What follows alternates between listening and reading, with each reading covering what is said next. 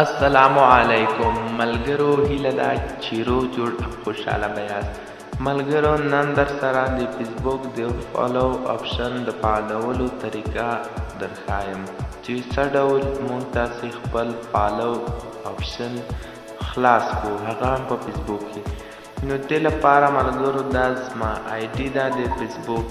دې کې زه تاسو ته ښایم چې زه څه ډول فالو اپشن په خپل فېسبوک باندې د آرټ پرنټ پر ځای اضافه کولی شم. د دې لپاره ملګرو زه تاسو ته لومړی خپله آی ډي ښایم.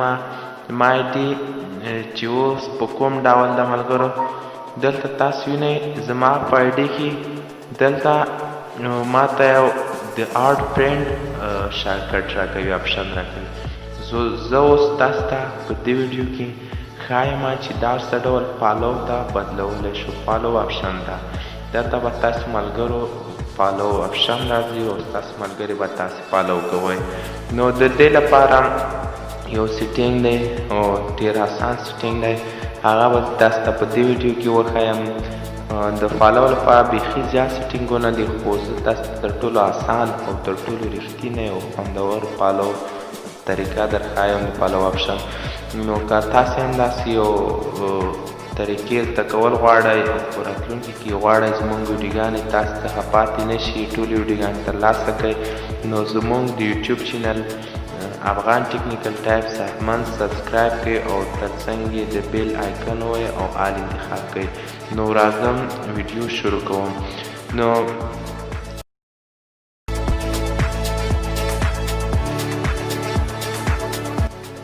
ملګرو زه مې خپل فېسبوک آی ډي ته راځم او دلته تاسې به په خپل فېسبوک کې دلته لاندې راشئ او په خپل فېسبوک کې به په خپل سیټینګ باندې تاسې کلیک وکړئ. ملګرو دلته وینئ دا سیټینګ ان پرایویسي دا اپشن وینئ ملګرو، په دې باندې به کلیک وکړئ او دلته به تاسې ملګرو دا د سیټینګ اپشن دا به تاسې یو کلیک په دې باندې هم وکړئ تر څو تاسو ته دا ډول صفحه خلاصه شي. کله چې تاسو ته دا ډول صفحه خلاصه شوه نو په دې کې ملګرو یو کوچنی سیټینګ دی چې هغه په پابلیک پوسټ کې کېږي، یعنې ملګرو په دې ځای کې کېږي.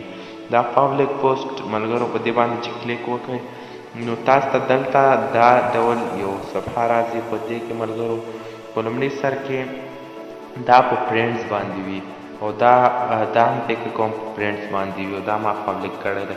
نو ملګرو تاسو به دا ټول پابلیک انتخاب کړئ. دا ملګرو ما پابلیک انتخاب کړو، دا ملګرو دا مې پابلیک کړو او دا مې پابلیک کړو.